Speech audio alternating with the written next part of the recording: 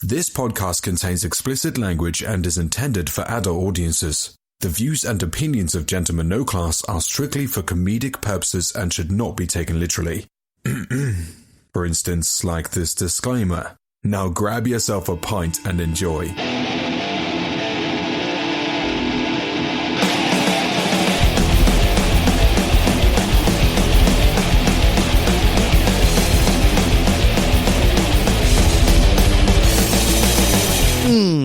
Welcome to another episode of Gentlemen No Class, a podcast that when the going gets weird, the weird turn pro. I'm Jake. Oh, yeah, I'm Paul. And I'm Rob. And like it or not, gentle ladies and gentlemen, we are the host of tonight's episode. And I'm glad to be back, guys. Hey, yeah, welcome back. It's weird. It's so weird being behind the mic again. Is it really? It really is. It's only been like 2 weeks, right? I feel like you're used to having like something long, in front of my black, cylindrical objects right in front of your mouth. You sound jealous, sir. You sound very jealous on that. I don't know that that's jealousy, but it is definitely an emotion. It has nothing to do with So what's black going on, dicks. guys? What's new that happened since I've been gone for about a A month? lot of things, man. Yeah, I mean, somebody had a newborn. Yeah, somebody. But that was already announced last episode. Yeah, Yeah, Hey, but welcome still, back. you you here. didn't. You Congratulations, didn't tell my us not friend. to, so No, that's totally cool. we went ahead and threw it out there. Welcome a little girl into the life, the Pedraza Yes. household. Another And, little bundle of joy. The sleepless nights are in full swing. Oh yeah. Yeah. So and then For your allergies. wife. Yeah, exactly. You wake up. Goddamn, you wake up and you feed the baby. Bunch of arguing, huh? I wouldn't know how that goes, but I'm just saying, like when my kids were born, like my wife was like, "Are you going to wake up for more like and help me?" I'm like, "What the fuck am I going to do? You're breastfeeding. What, you want me to hold it for you?" That's like such a cop out excuse. Well, plus at the time, you know, I'm a mechanic, so like, and when you're working as a mechanic, you're working full time commission. It's 100% commission, Right. And like honestly, like if I was up all night, it's not like I could go to work and drag ass. We wouldn't make any money. No. So makes sense. it's like I have to be able to, you know, have some sleep because I have to be able to go to work and be productive. And Right. and really, like if she's gonna wake up, like really, what was I gonna do? I mean, Right. No, I hear you. you know what I mean? Like it's Now, did she pump at all? Did she pump? She pumped at work so that she could send breast milk to daycare with the kids. Whoa, pumping at work. Yeah. Isn't that like politically correct or incorrect and it's like frowned upon now? No. I think so. I mean, it might Like some in Joe places. Schmo, it's like cover that shit up. No, I mean, she worked for a really great company, and they gave her a place to pump. And That's awesome. She was like, Pump. I need to go pump, and they were like, okay. I mean, it wasn't anything fancy. It was like a storage closet, but they put a table and A mother's room, and you a say. chair in there Like a for janitor her, closet and and made shit? sure she had like a power strip to plug in the pump and everything. That's Supposed awesome. to Yeah, be like a mother's they gave her a room. little like a setup and everything cool, for her. Yeah, And, I mean, that's what it's called. I mean, they were really cool about it, and they didn't give her any shit about it. So I mean, I'm it's, just laughing because you said pump. Yeah, well, fun This is fact. funny. Fun fact. That's the reason why Aerosmith's album called Pump. Really? is it? Yeah. I think Why you're is lying. the other one called Big 10-inch? No, I think you're it- lying. Is it big 10-inch or big ones? I think it's big ones, sir. It's big ones. They have is it big Biggins? ones? Big ones. Yeah. Biggins. Is And it's it- a sumo wrestler in front of it. Yeah, it's called big ones. But isn't there a song or something called Big 10-inch? Maybe so. I don't know. I'm not a big. Okay. We should ask Mark White. I bet Mark White knows. Sure, he would. Too bad. But yeah. First class. Oh, I heard that. Yeah, that jag off. First class. I don't know anything about wouldn't- first class. Yeah, he wouldn't. He doesn't listen to this. He wouldn't know. No, he has not Nah, responded to any of. it's cool that he showed up. He's the only one. Yeah, he is the only. He is That's the not a only burn one. on somebody, is it? I've got some things in the works. Liar. Oh, okay. Yeah. Speaking of current events, I've got some things in the works. No, you don't. So You know what, Rob? You're like Oz, the behind the curtain man. You're pulling all the fucking strings. You're getting all the guests. hey, all you got to do is ask, right? I Yes, mean, sir. Yes, sir. that's all it takes. I So- speak for myself, but I definitely appreciate that. I mean, I offered Kevin Smith a handy for when he's in town promoting Jay and Silent Bob. Man, I'll give that reboot. guy more than They already Andy. passed, didn't it? No, October 23rd, I think? something like that. Yeah. Yeah. So there's still hope. Something like that. Yeah. But I'll give him Still more than trying. Andy. I'm still trying to get Jason David Frank. I have no idea who that is. Working on getting an interview with Gonzo. Get out. Oh, yeah, you mentioned about Gonzo. Yeah, working on getting us an interview with Gonzo. Working on getting us. Hunter S. Thompson. None of this stuff is going to come to fruition, and I'm going to look like an asshole. It's okay, man. Okay. Working on getting us an interview with Mike Herrera and Jarrett Reddick. Mike Herrera from I'm not big MXPX. from man. MXPX. I told you that. And Jarrett I would Reddick tell him that. from Bowling for Soup. Oh, nice. Is he gonna fit? Is that the guitar player? He's a singer. Oh, yeah, he's a singer. but that's the big guy, right? Well, no, he is he's now. not now. Yeah. Oh, He's put on. So he's been talking. Oh. I mean, that's a good. I mean, that's a good thing to bring up. Like he's been very public about his battles with depression and stuff like that'll that do lately. it. That'll so do it for sure. but the guitar player is pretty big, right? The other he's one? as, the other guitar he's player? almost as big as a guitar player now. Yeah. Oh wow, And he that's was big. as small as you. Wow. Yeah. That's a transition. So so Mike Herrera is doing like a songs and stories and songs tour or whatever, and not really a tour, but he's coming to. I guess he's bounced down out of Washington into Texas. Like him and his wife live in Waco. Wow. So during the school year, possibly I think maybe I don't know. He must have hit rock bottom. I think. Huh? Well, they bought a house and did a fixer-upper house or whatever in Waco.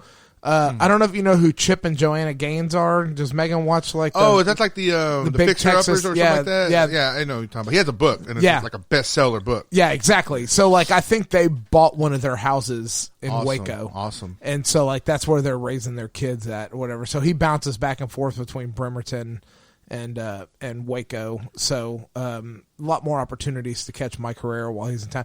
He's a great songwriter. I mean, just all in general, like. He's just an all-around good songwriter, but I have something to say. Yeah, go ahead. Breaking news. Uh-oh. Breaking? Who died? Yes. Oh shit! No, go ahead. Robert Foster, the character actor from Jackie Brown, Max Cherry. Don't know who that is. You ever seen? Of course, I've seen Jackie Brown. You know, he's done a lot of roles. He's done. Oh man, the white guy. Yeah, the one that you need a bond. Yeah, I know Max exactly Cherry. what you're talking about. Damn. Yeah, he just passed away today. How old was he? I have no idea. He was on Breaking Bad too in season 6 at the end when he was taking care of Walter White. And supposedly like I forgot. Yeah. Anyway, but yeah, I just read that. That's just terrible. Like he was a good actor. Yeah, so I mean, we've honestly, like since the last podcast, we've had a lot of deaths. I don't know if you. Well, a lot of people die. So yeah. Well, I mean, okay, it happens, right? Yeah, every that's day. Right. More and more he was people in Twin die. Peaks as well. The Return. There it is. That's why. Yeah. So I mean, but a lot of people like died. Rip Taylor died. Sid, the guy from Sid Sloth. Devil's Rejects. Sid. Hey. Oh yeah, he passed away. Yeah, the clown. The clown. Yeah. I think Gather around, kitties. That's from Twisted Metal, but yeah. What? Twisted Metal. That's from Sweet Tooth. Okay. Twisted Metal 2, yeah. Gather around, kitties. Anyway, fuck you. I don't love you. I love you. Probably not. Go on. So, all right. Get that out the way. There's I was watching some. We kind of talked about some of the trailers and stuff that were coming out. What we talked about, but some of the stuff that we missed that we didn't talk about. We didn't talk about Terminator: Dark Fate. That's a good one. That's coming out this month, I think, isn't it? Yeah, I think it's coming out real soon. Y'all seen the trailer, obviously, right? Yeah, it looks pretty good. And y'all haven't seen Eddie Furlong yet, right? But he is confirmed to be in it, He's in it. but not a starring role. We'll Is see. he a cashier or what? I don't know. It says do a he's cameo of another he's character. reprising his role. Reprising, good. Fucking at the buffets. He's supposed to be John Connor, so I mean, we'll see how he this should be in Terminator. I'm surprised they haven't got him earlier. I guess James Cameron. I don't think. Well, James Cameron hadn't been involved in any of them, It has so to be associated with it for him to be interested. yeah, I get it. But, yeah. So I mean, we'll see how that turns. Who else out. is in it? I mean, Linda Hamilton's in it. I know Linda Hamilton, but I'm talking about like new characters. Schwartzy's in it. Of course. Who's the main? I guess she's the one protagonist. The blonde Yeah, chick? I've seen her in a Looks couple like of other things. Fucking Wasn't that she? singer? Wasn't she in? She played like a hacker or something like that. In she was in the Martian with Matt Damon. And I think she was in what's that show with Lee Pace? It was like based in the 80s. It was like the Silicon Valley of Texas thing about like. I have no idea. Never heard. I don't think I'm that old. Sounds interesting though. No, it wasn't in the 80s. Oh, it was set in the 80s. Oh, gotcha. It came out like a year and a half ago. Or 2 years interesting. ago. Okay, no. It's about Texas and like how Austin and Dell like became like the Silicon Valley of Texas. Like Interesting. it was kind of like the building of that. Anyway, Lee Pace, the guy who plays Ronan from Marvel, in there? he was the lead in that. Oh, sweet. Oh, I'm gonna look this up. Yeah. It was pretty full good. Of shit. I thought it was Katy Perry. That John Denver's full of shit, man. John Denver's full of shit, man.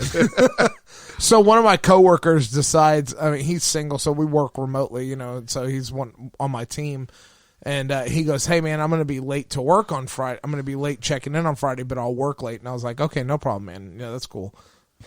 And he sends me a picture, and he's like, "View from my hotel room." I was like, "Hotel room?" He's like, "Yeah, I decided to take a couple days vacation in Aspen." And I was like, "I don't know, man. The French are assholes." Oh yeah, there you go. He didn't get it. Yeah.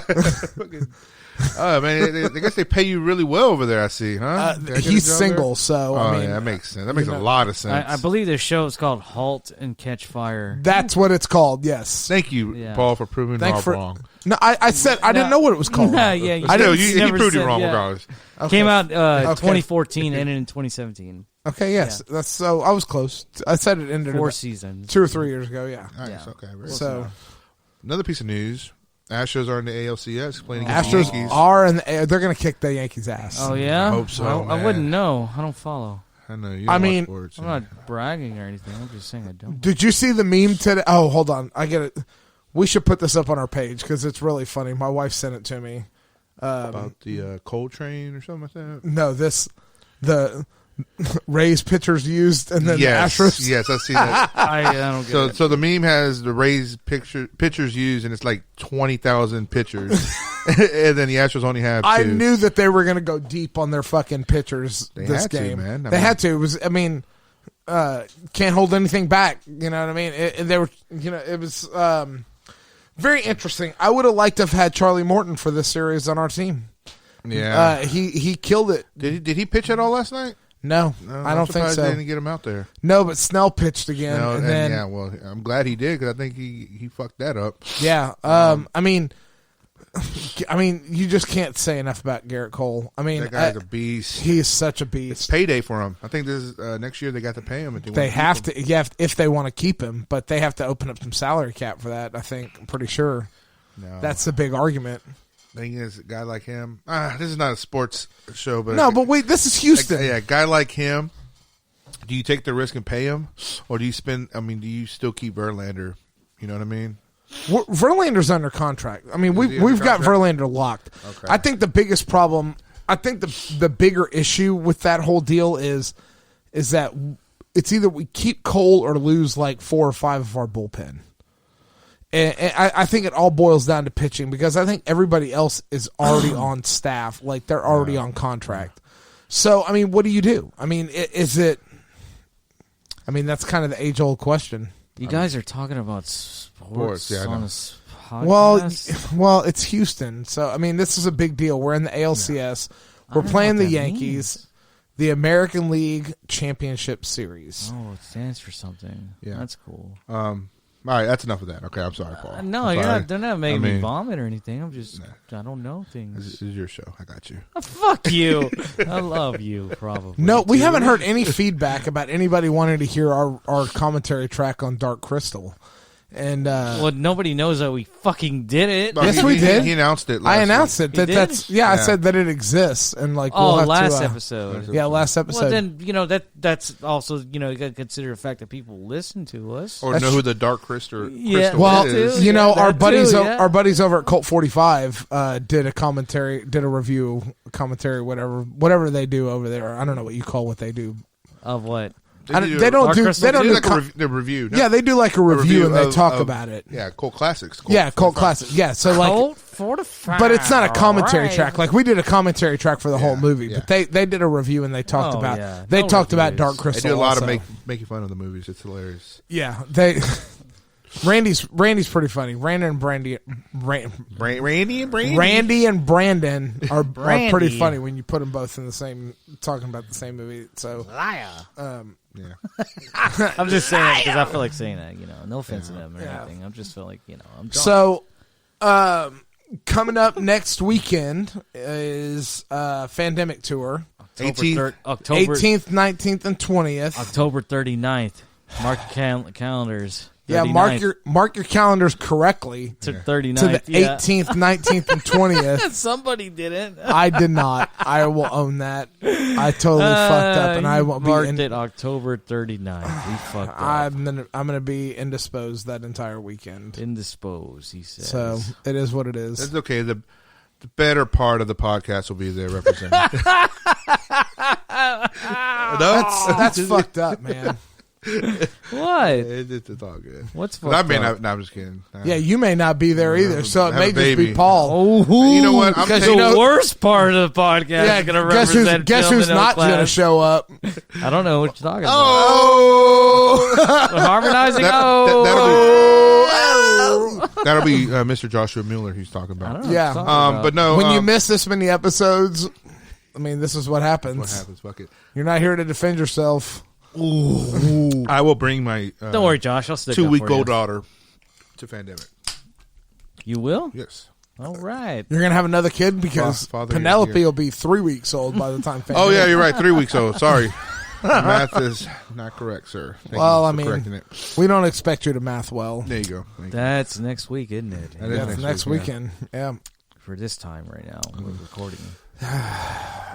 Yeah, it's gonna be a lot of. So when you hear this, it's gonna be in 2 days. Coloring. Oh yeah, that's true. When you hear this in 2 days, Fandemic will happen. So we'll see you there for sure. Yeah, you won't see me there, but no Rob. The royal weed. The royal weed. Yeah, no Rob. No Rob style. I'm really gonna be missing out on meeting my. I'm glad I didn't pay up front. Eric Estrada. Yeah, fuck him. You okay. All right, no. You fucked that up. Eric Estrada didn't fuck that up. Yes, you did. Fucked that His up. Powers that of nothing. Yes, it did. Can you just explain His the spirit. story? I mean, we did that already. Well, I know, but people that are listening don't Comic know. Palooza 2 years ago. Paul's dumbass bought a fucking. Can I do it? Go ahead. Go ahead. I don't want to because do you're going to make yourself sound like the victim. I'm just going to. I am the truth. victim. Fuck him.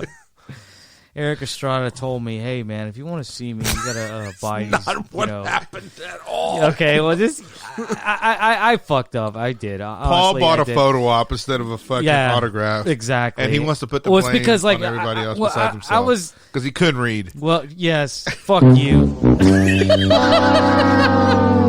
Man, we need to add some more of those later on, but we'll talk about that later. that's for another podcast. I fucked up, but I was trying to do it for my dad.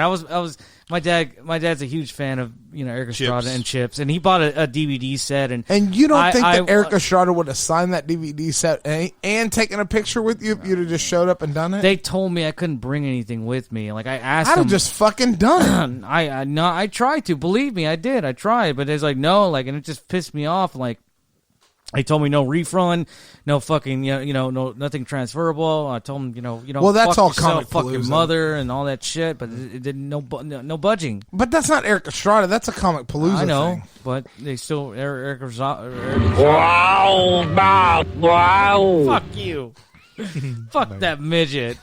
It's a midget speaking, by the way. Oh, I didn't know that. Politically incorrect, sir. Yeah, no. They prefer to be called dwarves. Fuck that! I'm a tall dwarf. Nice. Okay. And on that note. We're not so done. what are we so what's our topic of conversation for not done tonight? talking about Eric Estrada. Well, as long as you can contextualize it with what's that's a big word for me. I don't got time for that. I don't my mind is very Go ahead. Well, as everybody knows, the world knows, Joker just came out. Oh, and we saw it. We did all see it. A lot of controversy, too, behind it. Is there, though? There's there is. controversy. Well, they're trying to draw it up. Yeah, they're trying to force it. A lot of reviews and all that shit. Yeah, they're trying to force the controversy in of the review of the movie. It is what it is. Just like they tried to force the storyline of the movie. Well, the thing is, whoa, we'll get that in a minute. But when it comes to the controversy, it just seems like they're just forcing. it almost kind of seems like the media wants a bad thing to happen because of this movie, because of the context of the movie, or what it is, the character and the story. But yet, there's plenty of other fucking movies that think you would cause controversies, but doesn't. But for some reason, this movie's singled out. Yeah, no, I mean, because it made Endgame look like a bitch. I mean, yeah. Ooh. Rob's You're only response saying to that because I was at the refrigerator getting beers. you know, the thing is about Thanos and his Walmart, sexy Walmart. Let's see which shirt one makes more and his money. Truck. I know. We already know. Fuck money, but quality, baby. Yeah. Let's talk about quality. All right. I don't want to talk about that though. Everybody wants to suck this movie's dick, so half of the table's gonna suck the Joker's dick the entire time. I won't. Let's sour. Let's just talk. Let's talk about it, and then we'll go around and we'll kind of break it down as it happens as a movie. Paul, what'd you think about the movie? Oh, we're gonna ask me first. All right, Jacob, what did you think about the movie? Honestly, okay. It may sound like I'm biased because I'm a DC fan, and no, you're not. You know, Joker is one of my top villains, but I think the storytelling was great, and if you took the Joker name away from it and you call it like the Clown, it'll still be a very impactful fucking movie. Take the Batman, Thomas Wayne, Bruce Wayne out of there, and just call it the Clown, and it's just some madman turning into even more of a madman. It's a great story, and yeah, I mean, I don't. I see why the controversy is happening, but that's just media stirring up shit and wanting us to mold into something that and control us. You know what I mean? I think it's a great movie for sure. Paul, what'd you think? Yeah, I thought it was very entertaining. When I watched it, I mean, I wasn't rooting for him. I was more interested in the story itself, like what's going to happen. You know, when I watch film, it's like I'm living.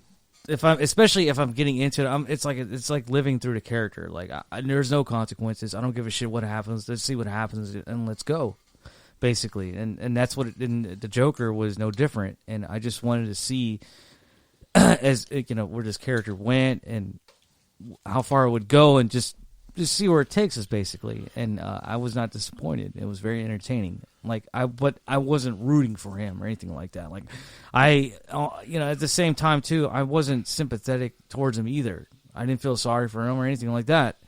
Robert De Niro, well, his character when he was, when the Joker was on his show, he pretty much told him straight up, is like, sounds like, like you're just, want people to feel sorry for you. Exactly. All this shit's like, basically, I don't give a shit. Yeah. And I agree with Robert De Niro's character. Like, it sounds like the Joker has an acceptance problem, and I've stated this many times before. Mm-hmm. A lot of people do.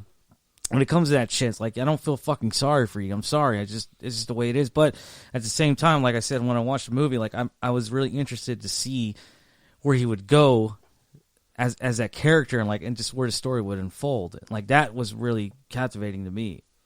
Were you satisfied with the way that the story unfolded? Yeah, very much. Yeah, like it was. There were some shocking parts, and what I really liked about this film was, I love minimalism. I love the impact and the value of keeping things not too over the top. And when you see, I saw the movie in AMC Dolby Digital Surround, and that makes a world of fucking difference when I watch films. And I hardly ever see films, in theaters. But when I do, I love to see it in. I don't know if anybody's seen films in AMC. You like to immerse yourself, exactly, and especially I love sound. And like when you enhance the sound, like it makes it all the better. It's just as it's just as much as good as the visual when it comes to sound. And I remember when the Joker's fucking around with the gun and he's watching TV and he accidentally fires it off, and it was so fucking loud and it was so impacting. I didn't expect it.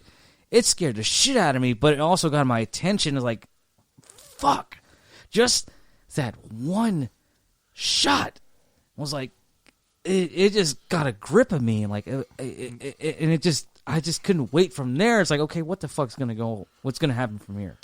And just especially just going back to just the gun itself. Every time he fired it, it was in the theater. It was so fucking loud. It was so impacting when he used it. And it was only used so much. Like I said, value.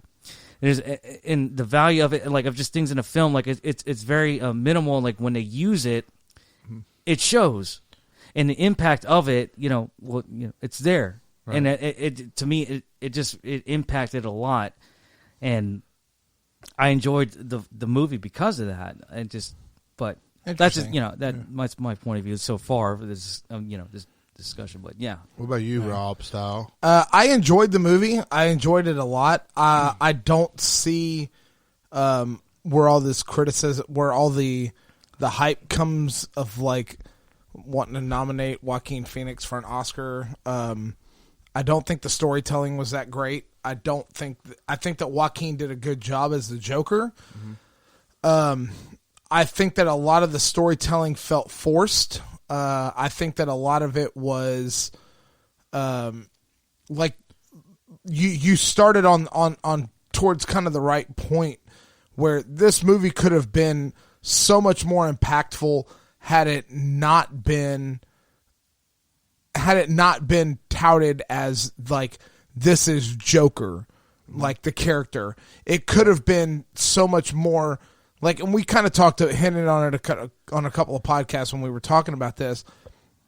I feel like the movie would have made a much more indelible mark, especially on me, if like you wouldn't have revealed if they wouldn't have revealed until the last act that was actually Joker. Like if they would have kept that a secret, kind of like made that the plot twist of the movie, where like at the end of the movie, like you're like, holy shit, this is Joker. Like had this been a different kind of movie, like where you didn't go into it knowing what to expect, like because you go into the movie knowing what to expect. You expect on the trailers. No? You expect Arthur. No, you're going even if you didn't even see a trailer. You're going into the movie very difficult knowing maybe that Arthur Fleck was going to become Joker. You knew that going into the movie. Right. Okay. Because I see your point though. You know what I mean? Yeah. But that would have been cool. Like that would have been a better movie. It'd have fit better with the style that Todd Phillips was going for, I think. But it wouldn't have been. It probably wouldn't have been received as well. It probably couldn't have been marketed as well. We've talked about this a little bit before, like kind of like at the end of Split. You know what I mean? You watch the whole movie Split, and at the very, very, very end, you're like, holy shit, it's connected. That's the twist. Like at the very end, if all of that had happened and right before he walked out on the Murray Franklin show, if they'd have come in there and like hadn't shown his face and like he was just in the suit and like had done his makeup and then turned around and he said, no, when you bring me out, call me Joker. Like that right there. And then you drop a couple of Batman hints after that, a little, because honestly, like the whole like Penny Fleck, Bruce Wayne as a kid here, fucking Thomas Wayne is involved in this. It all felt very forced. It had nothing to do with the storyline. I mean, I get that like the whole like he was adopted and the mental abuse and things like that, right. and Thomas Wayne will pull us out of poverty and things like that. That had to do with his mom's backstory, and that kind of had to do with like her driving him to that. But I don't feel it was necessary to show his descent into madness enough to drive the storyline of the movie. It wasn't necessary. The Thomas Wayne character could have been anybody. It could have been. It didn't have to be Thomas Wayne. Right. I felt like the scene they had to do the pearls in the alley, and that whole scene was unnecessary. I mean, the whole like tying Batman into the film, right, was complete. It felt really forced and out of place. Everything else about the movie, the buildup of the character, I especially love the part when like the oh shit moment for me was when Zazie Beetz' character is like, when he's in her apartment and she's like, you need to leave my apartment. Yeah. And you realize that, like, holy shit, he imagined that whole relationship.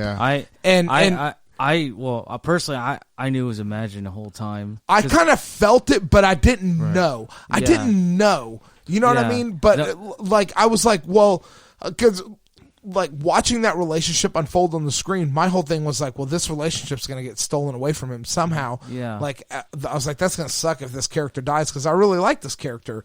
But then when it all comes out that it's imaginary, you're like, holy shit. Like, then you start seeing his descent. Then you start recognizing all the signs of his descent. But at the same time, like, that, all of that part of it was great storytelling.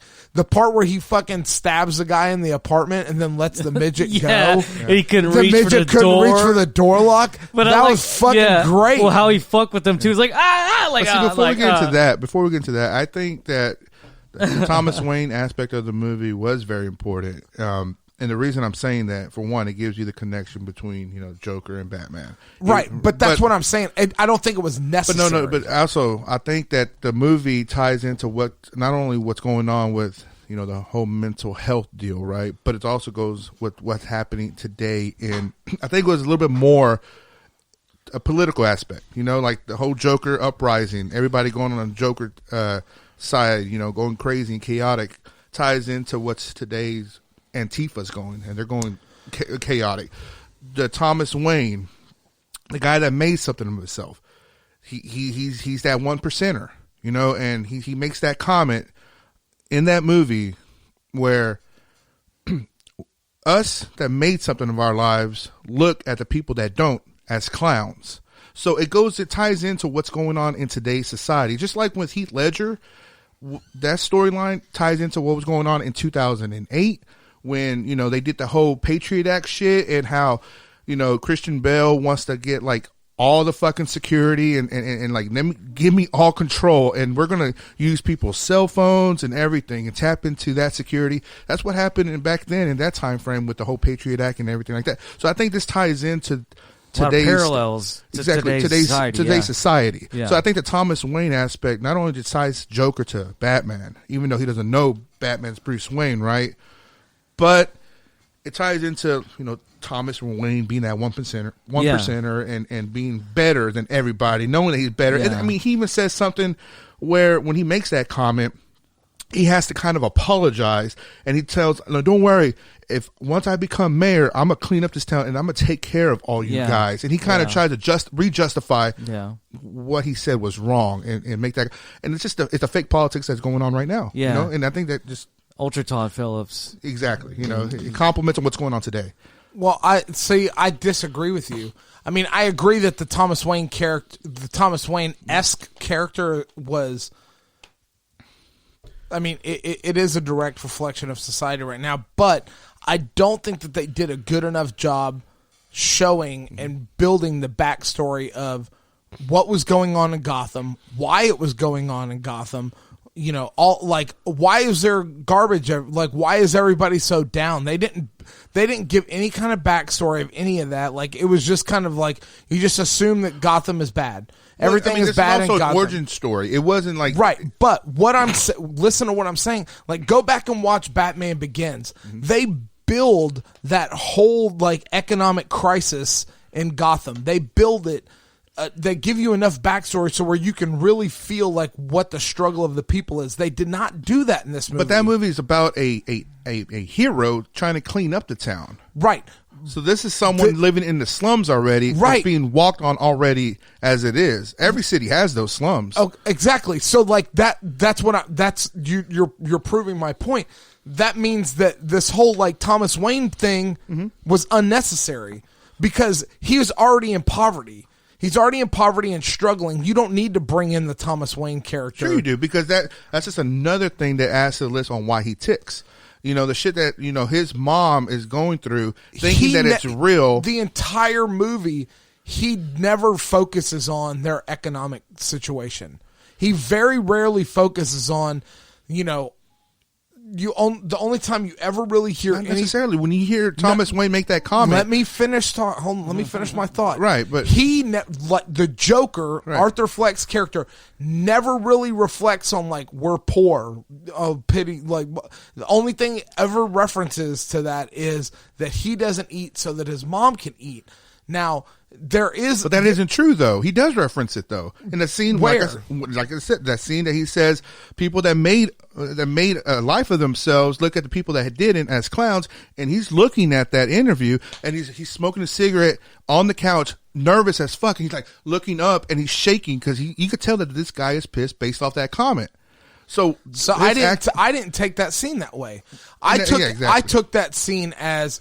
He's not pissed at Thomas Wayne. I took it as that was just on TV. He is stewing on the fact that he killed those people, and he's wondering why he didn't feel anything about killing those people. That's what he's struggling with. He's not really struggling with it. He's like, I don't feel anything about this. Should I feel anything about it? Like that's just on TV. That's the way I took it.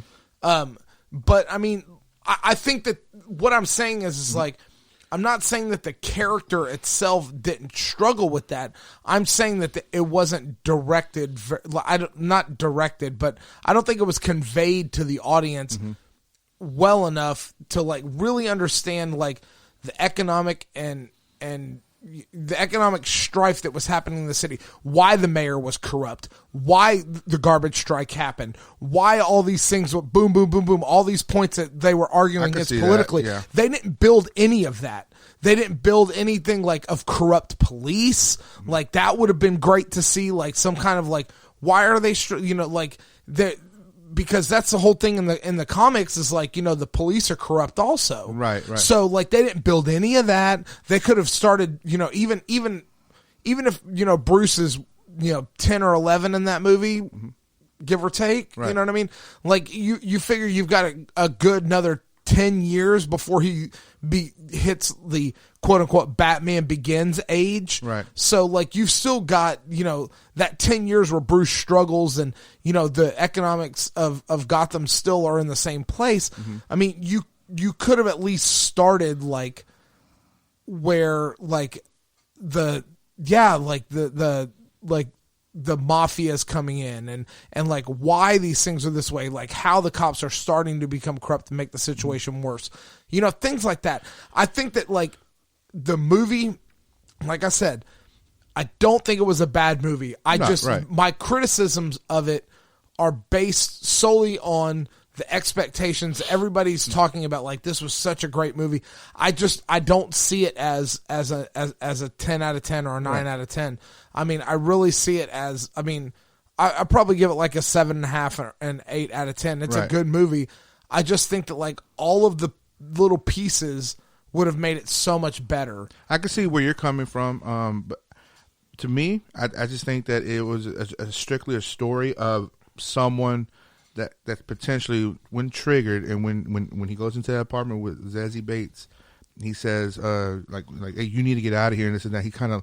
He's soaked, and he looks at him, and he says, I really had a bad day. And, all it takes is that one fucking bad day where you just flip, and you never turn back to how you were before. You just he was off his medications as well. So I think it's a good story of someone that can potentially have that bad day and then take it off from that point on. But that was like, that's why I said it could just be called the clown, and not necessarily. That's why I said Joker. I agree with you. Like that's why I'm saying like the whole like calling him Thomas Wayne and having Bruce Wayne and tying it all into the Wayne family and the Batman universe. It could have been anybody besides totally Thomas unnecessary. Wayne. I get that. It could have been, and anybody. That's why I said it felt really forced. Like they had to put that in the storyline to make it fit, like so that you knew going into it like this guy is going to become this character. And I think that really did a disservice to the movie as a whole going into it, because I feel like watching it, like I feel like you could have had a really great plot twist, like a Sixth Sense, like the first time you watch the Sixth Sense plot twist, you know what I mean? Where at the end of the movie you're like, holy shit, this guy is the fucking Joker. You know what I mean? Like you could have had that. See, that's kind of hard to say whenever we kind of already knew Joaquin was Joker. They revealed Joker in I full know, makeup. but So that's what I'm saying. I get like, where you're coming they from. could have called this movie But- something else, like Falling Down or something. I think You you're know more what I of mean? Yeah. you're a Jared Leto fan, aren't you? I am not a I think one of my favorite things, though. Side note, just well, here's the thing I want to bring up is his explanation for his involuntary laughter. It's a medical condition, but at the end he But starts that's what the questioning. mother So says. yeah, exactly. At the end, he's like, is it even medical?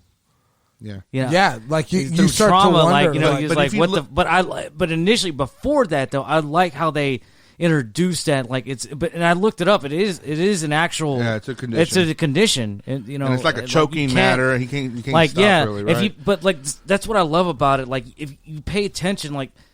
It's hard for him to process emotions. Like he's laughing and like he can't stop. And he tells that one lady in the bus, like, "I'm sorry," about on the bus. Like he's like, I can't help it. Like I'm sorry. But certain scenes when he's laughing, you could tell if you look at his eyes, like he's crying almost. Like Well, he's hard. like, it's he's trying to stop. Yeah, like it like for him to process emotions normally, it's like it's weird. Look at the It's- scenes on it's when he just laughs. interesting. Look at the parts that when he laughs. He's Yeah. laughing when someone wants to express so much emotion. Yeah. He only laughs at those types of scenes. Like whenever he reads that he's adopted, he starts laughing. When he's at the stand-up comedy and he's looking at it, everybody's laughing. He laughs at the wrong times, but you're trying to express some type of emotion. He laughs at the Murphy Franklin show because he's about to kill Murphy Franklin. He laughs at that. So Now here's a question for you on the subway train, he laughs with the kid. So here's a question for you. Had you not known, as late in the movie as that happened, had you not known that the movie was based on the character of the Joker, when he goes on the Murray Franklin show, had you not known that character was was based on Joker, that lone fact told me right away that he was not going to kill himself on that show. Like that ruined the whole plot twist. Okay, so when he kills Murray Franklin, as soon as he was like on the couch, like practicing or whatever, rejoicing, right? I 'Cause that knew gives right it then away. that he was going to kill Murray Franklin. Okay, and only because he's the Joker, He's and alive, and he's alive. He's in the, exactly. Yeah, well, So basically, that's what I got out of it too. It basically in certain scenes it conveyed that he wanted to kill himself live on TV. Right? Is that what it was? He wanted to do. Right. Yeah. Okay. That's Gotcha. what it conveyed Okay. to me. Yeah. I mean, that's what he wanted to do. Yeah. But then when he got up, like his descent into madness and like being wrapped up in that, like the whole thing is like it misses. It doesn't really miss the mark, but it skirts enough of the edge where it doesn't hit it head on. Well, and I get where you're coming from, and that's the bad thing of knowing that you're watching a movie on, oh, he's going to be alive in the future. And they're using that story of him like, oh, I must have killed myself. Well, that just brings the mental sickness of this character. Like, he wants to die. He even says it in his journal, I hope he's like his death makes more sense in his life, right? But the way he spells sense. Yeah. In his journal also makes is really telling also. But I mean, the whole thing about it is that like he says, like it's not political for him. Like this whole movement that he starts, he says it's not political for him because that's true because he's a true anarchist, he's a punk rocker. Yeah, sure. I mean, he's very much like. That's not what he's about. Is about himself. And one of the scenes in the movie that I really did like, and I really thought stayed true to character, and one of my least favorite scene was like the Christ reference scene of him, like after the car wreck at the end. Right. I did not like that scene. I didn't like them. I didn't like them like using him as some kind of messiah or something like that. I thought it was overkill to the point. I don't think that needed to happen. I think that like I don't know that as a riot is going on that like I can see how like they would worship him for that, but not in that kind of way. My favorite scene in the movie is the final scene of the movie where he walks out of the psychiatrist's office with the bloody footprints down the hallway of the that is quintessential Joker. That right there, like that shows you the full circle. Like that shows you that he has slipped into that madness and lack of self-control completely. Go ahead, Paul. You're dying. A buddy of mine was telling me that this is pretty interesting though, because the going back to when it's revealed that his relationship with that one girl is not, it's false. It's all in his head, right? Yeah. It makes you question too, like what else is false in the film? And that's why is that scene like at the end when you're talking about, is that even true? Yeah. Maybe that's just in and his that's head. the beauty of it. How do we know anything's what's true real or not? Like after when it's revealed, like hey, that that relation is false. Like what else is real in that film? Like it kind of begs the question. That the guard is chasing him down the hallway after that. I'm talking about certain scenes in general throughout the movie. Like what is real like, and did what's he really not. go to the psych ward to get those files? And did he also really like was he really in that wreck? I mean, like, well, maybe he got in that wreck, but also when he got out of that wreck, when those people were cheering for him, did that really happen? Maybe he just imagining that. Yes, maybe he wanted that because like he wanted acceptance so bad. Yeah. That's a from very everybody. total recall. That's a very total recall. Yeah. And I think But the it's reason also- why they but put that in there is Makes because you think like what's like. Well, that's a very good point. his delusions. Like which ones? Yeah, what like, is delusional? And what's not? When basically. did his delusions take Right. over? Yeah, and I think the reason they put that in there was because there's no origin story of the Joker, and that kind of leaves it way open. Yeah. He's adopted as well. yeah, Yeah. So there really is. What's the upbringing of this? This guy. Well, that's Mystery, another shrouded mystery. Well, that's the other thing is that when they're showing like the flashbacks of Penny, his mom, like when she's young, and they're saying like, we found your son, like your adopted son, blah blah blah, Tied to a and radiator. and she says he never even cried out in pain, like he didn't. It didn't bother him. Right. And like you really at that point, like when she says that, like that's when you realize it's like this kid has been fucked up. Yeah. From the very beginning. Like there is So enough where he mind blocks the shit that he went through. Exactly. Like he didn't even remember that shit. So he mind Exactly. blocked it. And that's a true thing. When you're abused so much, your trauma. mind, so much trauma, you mind block some of that shit, and you're like, that happened to me? I don't remember that. Yeah. But I mean that, like I said, the movie gets a lot right. I mean, my whole beef with the movie, my 100% whole beef with the movie is very nitpicky. Like it I think that like for as good a job as Joaquin Phoenix did as Arthur Fleck, the Joker, I think that like the storytelling aspect of the movie, like Joaquin took it. I mean, one actor can't take a whole movie 100%. You know what I mean? Like Dark Knight was really good. Heath Ledger did a great job as Joker, but that movie falls short because of Christian Bale's performance as Batman. I mean, it's just not great.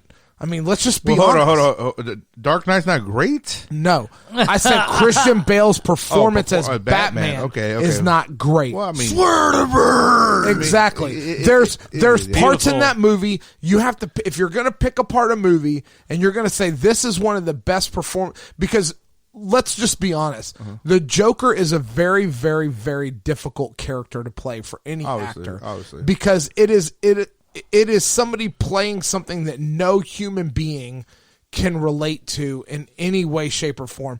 I mean, you can relate to different aspects of the psychosis, different little bits and pieces of it, the depression, the self-loathing, different aspects of it, but nobody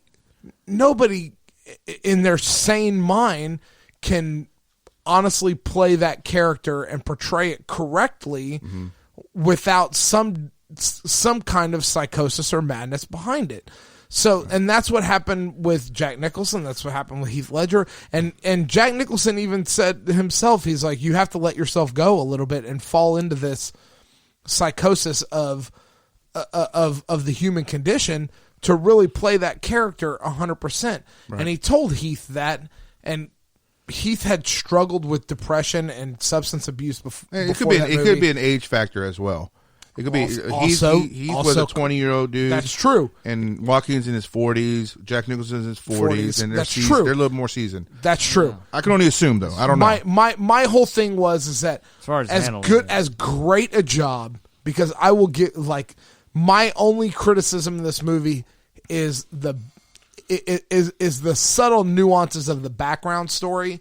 The main storytelling of the movie, like I said, my only beef with the main storytelling is I felt the Batman aspects of the movie were a little forced, or they felt forced when I watched it. But and that's the only really weak parts of the movie. There are, like, when you watch it, if you can remove yourself from the DC Comics universe, the movie is fan-fucking-tastic. Yeah. Joaquin does a great job portraying this person's descent into madness. Mm-hmm. And like you said, if you would have just called it, the clown, whatever, the clown, or whatever, whatever, and not had any ties to the Batman at all, and maybe like the last minute of the movie reveal that he becomes the Joker, like if the whole movie happens and then when you see the whole movie happen exactly the way it happened, but no clown makeup ever involved, mm-hmm. or maybe you have clown makeup involved, but you don't call it Joker, and right. In the last scene of the movie, he's talking to the psychiatrist, mm-hmm. and tells her, like, looks at her and is like, "You need to smile more," or something like that. And she calls him Arthur, and he looks at her and says, "You should just call me Joker."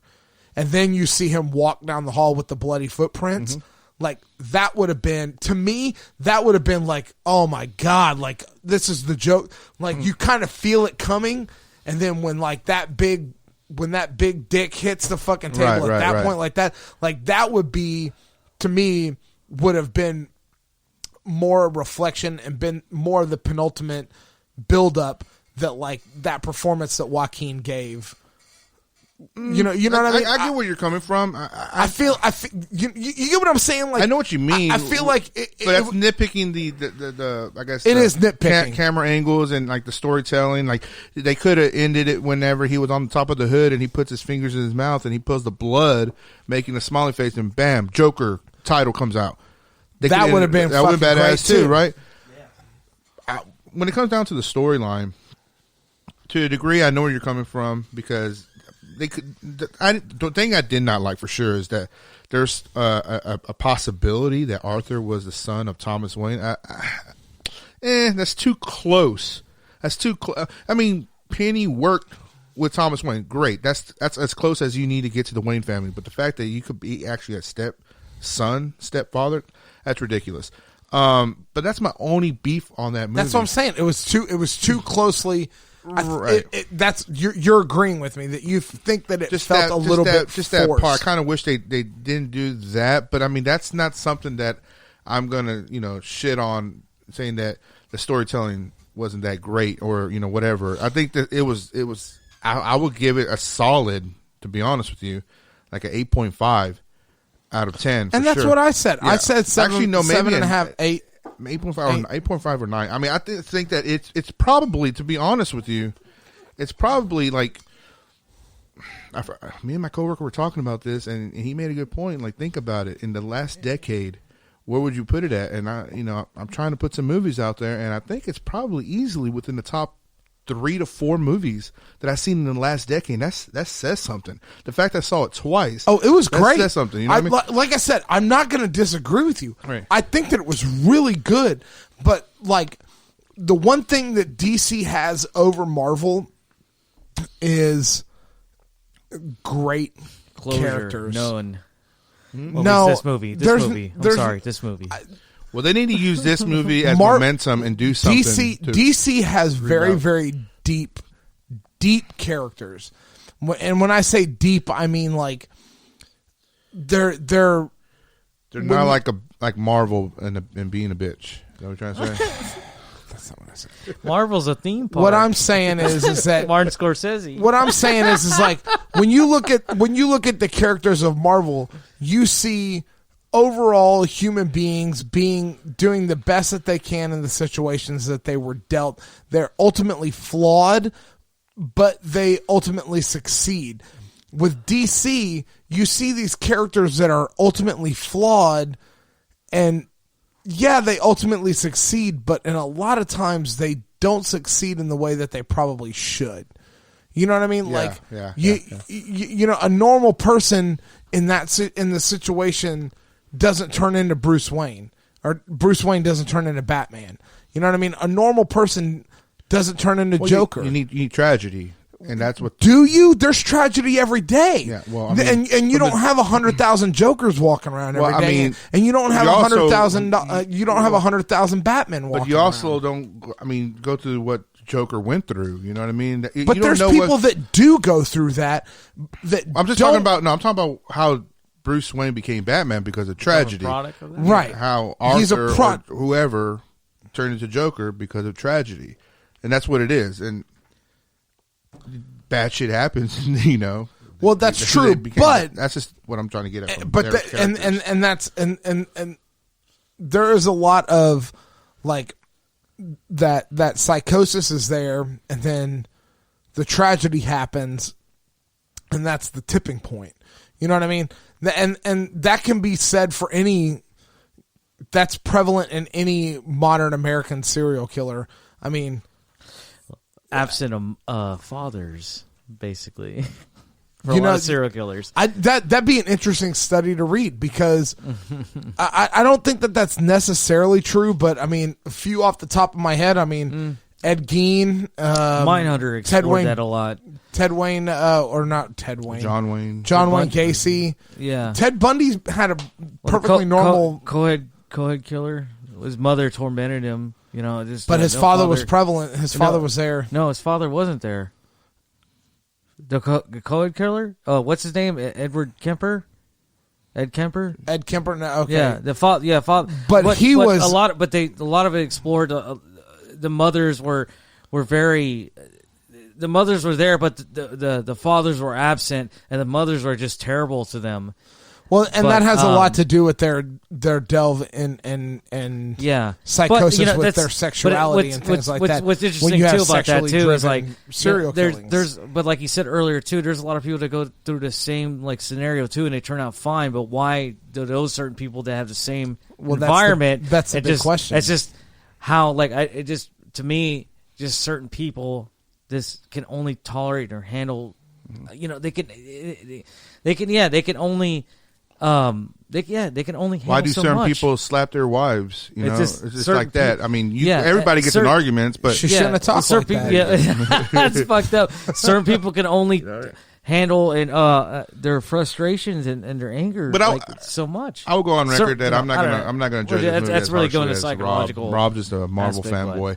I am definitely a Marvel fanboy, but I think this movie is fantastic, and the Waynes, being that close, it does not deter away from the story. In my opinion, I think a lot of it's just a character study of a guy going crazy. Well, I think that maybe like the time will tell. You know what I mean? Let's see how it goes forward. A lot of it if Matt Reeves' Batman movie like ties into it, or if they do a sequel to this, I think they're going to do that. Well, I don't know, man. Joaquin already came out. Joaquin came out and said that I hope they don't, man. Like this is like I love how they even said the end.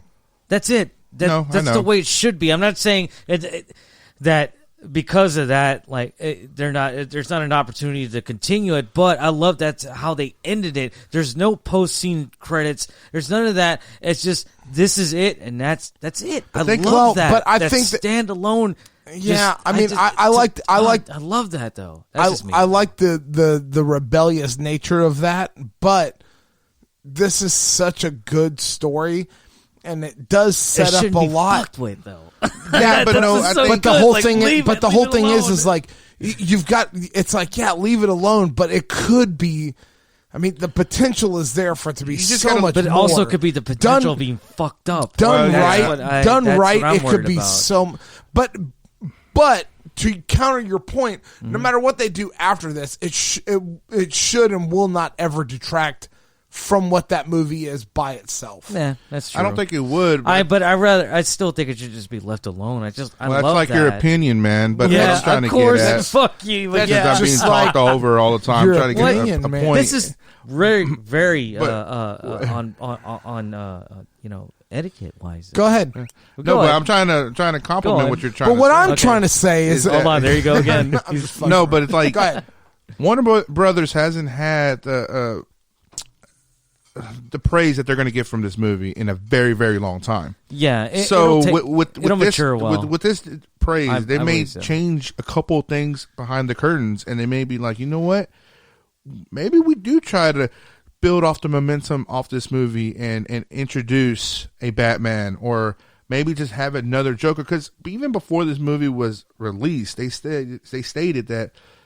Yeah, they prematurely stated that it's going to be the end. That's it. But they're open to the idea of making another. After a while, but Yeah, you know, and obviously they need to figure out where they stand after the audience sees it and everything. But yeah, I don't know. I see. I hear what you're saying. I think maybe if you give it time. No, absolutely. Let it. I mean, Batman's still coming out with Rob Pattinson, right? I mean, Of course, but I think I'm kind of open to what you're saying. Like, give it time, let it mature, let it be its own deal for a while, and maybe continue it later on. But I just love the idea of just leaving it alone. No, and that's a great idea. And too, like leave it I alone said, as well. it just says at the end, the end. The I end, love that, man. And there's no typical like people like that watch well, it's because people are so conditioned to Marvel movies and expecting like a post credit scene. I knew there wasn't going to be anything. I saw that and I left. Yeah, same here. I left. I was like, I'm not going to wait because I know there's nothing. See, the thing is, though, also, and I wanted to talk about that the Marvel movies and stuff like that, and Rob could chime in because I know he will.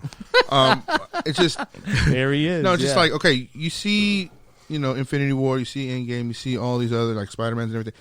There's a continuing story that goes along with that, right? Yeah. And you see, when you see those movies, a month from now, you won't talk about it really. You may talk about it over discussion with people about Marvel and stuff like that, but it doesn't personally, I don't think it left an impact the way it did with Joker. That, just that movie itself, people are going to be talking about it, and you can use it as a reference point of something, regardless of it being Joker. It could be a movie that just pull out just for reference. Is what I'm trying to get at. I get what you're saying, but like, I don't know. I'm gonna have to respectfully disagree. With disagree. You. Yeah. Of well, course. because I mean, Infinity War came out, and we talked about Endgame for an entire year leading up to. Well, that's now the continuing story though, and people are guessing. Right. That's not what I'm talking about. What I'm talking about as a reference point. Well, you can't compare a standalone movie to one, 2, or even 22 movies.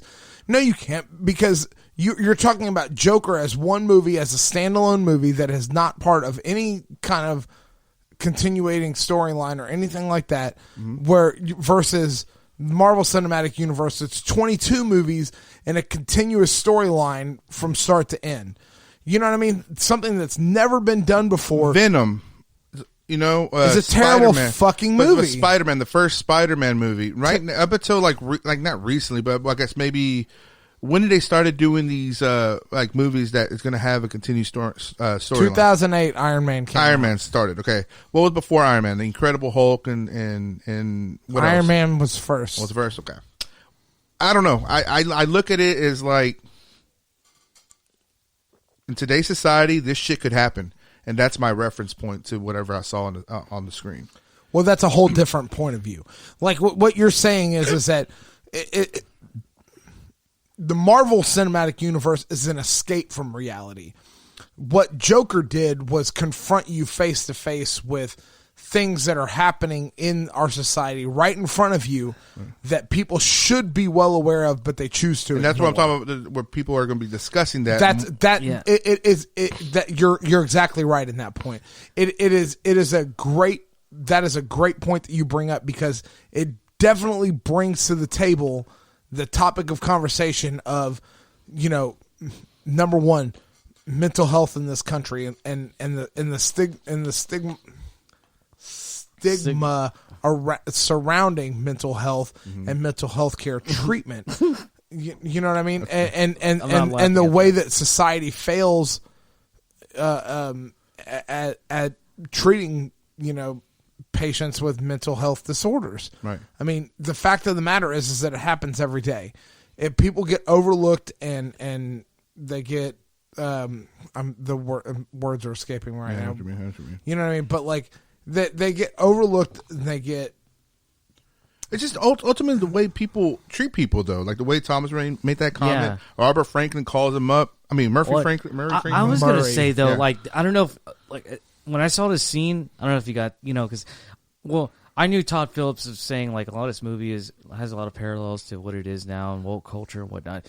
But, excuse me, fuck sick, huh? But when, what's his name? Murray, right? Murray Franklin. Yeah, Murray Murray Franklin. Franklin. Okay. Murray. When he was, before the Joker went on, he's like, he was like, yeah, we got this clip of this guy, blah, blah, blah. Yeah. And you know what that remind me of? YouTube. Fuck stick, huh? Yeah, that's perfect. But modern day, like, Yeah. YouTube. Well, I like mean- how it is now, like people say, like, I got this clip of this guy from this bombing in this comedy club. I don't know if you guys got that vibe. Yeah. Did you Because guys get that vibe, though? Like, you know it's what like, what are the odds? You know what it did to 80s. me? You know what it gave me a Getting a vibe of? clip. It gave me a Tosh.0 vibe. Where Tosh.0 fun of people. Yeah. he But makes it's fun like, of people, it's the but early he 80s. does the web redemption. Yeah. But I mean the whole I mean It's the early the 80s, whole and yeah, I'm it's glad that I'm glad number one that the movie scene addressed that when Joker pulls out the gun and he's like, you pull me on your show. You don't think I know why you pulled me on Yeah. your show because you're making fun of me? Self-awareness. Yeah, exactly. And like when that happened, I was like, oh, he's gonna kill him. He's gonna shoot him in the fucking head on live TV. Yeah. And that's what's gonna happen. Now Murray makes a couple of good points. We live in a society, like you think you're the only one with problems. No, Yeah. you're not the only one with problems. Yeah. Everybody's struggling. Some people are struggling worse than you, and they're not doing this. But That's why I don't feel sorry not for everybody, the character. and that was, I think that was the number one thing that Todd Phillips did correctly is one, he made you identify with the character, and two, you don't feel sorry for him though. Yeah. That's important. Yep. That's a big deal in that kind of movie. Number one, you can identify with the struggle of the character, but you don't feel sorry for the character Yeah. because you can see that there were plenty of times in that movie where the system failed him, but he Todd Phillips made a very, very clear point at every turn that movie took, that every action that Arthur Fleck took was his own action, and it Yeah. wasn't an action of something that was forced upon him. No, Yeah. I think he did it himself. Yeah, no, absolutely. the truth. I feel sorry for the character up until a certain point. It's hard for you not to whenever he's fucking with the kid and the mom's like, stop fucking with my boy. That expression that Arthur has on the train, like he wants to cry, and then he Yeah. starts laughing. Then we needs help, and he admits it, openly admits it, that all I have are negative thoughts. And then they cut the fucking funding. Where's he gonna get his medication? Yeah. He's fucked. Yeah. He is perfect example of the system failing on him. Exactly. You know and what that's what I'm saying. Like, you feel bad for the character Up until a certain point, to a certain point. right? And I mean, You can empathize. but with no medication, he has no control. So I mean, it's still a double-edged sword because you don't feel bad for him because he's committing these heinous crimes, but he also doesn't have the proper medication that he needs because the system's failing. That's actually. I'm glad you brought that up because it does show at one point where he's down to like 2 pills of like all his prescriptions. Like that really, from there, that's when we're seeing when he's really crazy. That's exactly. it. So that being said, the lack of help from the system. I mean, like that's when he really just. You I'm just go I'm crazy. fucking done. Yeah. Like so, basically, he has. But he never he's done a- chooses that. That's the whole. Is that like, what it is? Okay. The okay. whole point of that is that he is going through all the right steps. And it kind of alludes to the fact that he's in that social worker's office because something happened before that. You know what I mean? Whether it's whatever happened to him as a kid or something, how did he get put into that system in the first place? So they never even said that he felt better in the psych ward when he was. Oh yeah, like in the very beginning. Very right? beginning, yeah. He feels better being in there. Yeah. So obviously, he can't be in there. I guess for the rest of his life, they feel like he's okay for the streets. Yeah. Possibly the system failing then, but the guy's on 7 fucking medications, and whenever one medication you're on 6 and you're supposed to take 7, that's going to throw you off. Can you imagine how? Yeah. And they're off assumptions. I mean, I don't know. I mean, you feel bad for him, but then you can't because he's committing these heinous crimes. Yeah. What do you do? Like I said, it's a problem with a lot of people in general. Like, it's just that acceptance. That's what he wants. That's what he wants. Essentially, that's why he has that. He wants a relationship with his mother, or well, not his mother, with that one chick. Wants to be loved from everybody. Yeah. He's a clown. Yeah. He's like, he says, his mother says, like, I'm brought out here to love. Look at the Murray Franklin to bring scene. laughter and joy. Yeah. And when he says that, people laugh at him, not with him. They're laughing at him. Yeah. So he wants that acceptance. Like, he just wants that love, like just like anybody. Yeah. And he says it best too. Like, he's like, when he's on the Murray Franklin show, like, like who those 3 people that there's like, if I was dead in the street, you would walk over me. You wouldn't, you wouldn't care. Yeah, exactly. You and like he does make a point there, but at the same time, it's like it's just backing my point of the acceptance. Like he just wants to be accepted like everybody else. Whenever he but plays, unfortunately, he's just whenever he plays that Murray Franklin, where they come on stage, man, and then Murray's like, in his head, like, that's what he wants. And he I would give like up the studio, this lights, to have a son just like you, and he gives him a hug. That's what he wanted. Yeah, and see, that's to me like when I saw that scene, everything else almost that followed. Like you're talking about earlier about Rob about the like the scene where it revealed that the delusions with that one chick he has in his head. Like I knew when I saw that scene with Murray, like I knew already that like when he was seeing that girl, I was like, okay, man, I'm not gonna say this, but basically, every time I showed him when he was with that girl, the love interest, to me, like when I was watching it, it's like, okay, everything's going too well. It's going too well. Like this isn't real. Yeah, like that's what I got. I knew immediately before. This is me, but yeah. Speaking back to that scene on his daydream on the Murray Franklin show, that's if you notice, one of the great things that Todd Phillips did in this movie is, he did a lot of great things. Screw you. I said one of. You act like it's like none. But go ahead. Hey, that's I his said opinion. one of. Don't force it. That's just like your opinion, man. One of the great things that Todd Phillips says, if you notice, like when he shouts out to Murray Franklin, "I love you, Murray," and he's like, "Who said that?" Right, or whatever, and it singles him out. The audience is laughing at him the entire time. Yeah, watch that scene again. Even in his delusion, everybody's laughing at him. No, they are. Except his hero. Except his heroes. Yeah, that's true. No, you're right. And then when his world starts to crumble, that's what drives him into madness, And like I said, that's one of the great things that Todd Phillips does in this movie is to track that descent into madness. My only beef is like I said already, I just think the tie-in to Batman felt a little forced. Man, question: Do you think? When he's on the couch, do you think that he killed Zazie Beetz and the daughter? When he's like, I had a bad day. And then the next scene goes to, he's in the apartment and you see sirens and, you see the lights and you hear the sirens. Do you think he killed his neighbor or no? I don't know. Honestly, I don't think I thought of that. Okay. Paul, no? What? I mean, it's subjective because there's no hard evidence. Go back. No, what was that? I don't know. Never mind. No, hold on. No. Who you FaceTiming with? Don't worry about it, man. That's my honey baby. Don't worry about it. Is that Willosaurus Flex over No, there? that is not Willosaurus Sex. All right, go on, Jacob. So whenever he goes to his neighbor's house and is that slide whistle? Zazie Beetz is like, Yes, it whoa, is. you need to leave, you know? And then he turns to her and says, you know, I really had a bad day. Okay. And then he obviously goes back to his apartment. Yeah.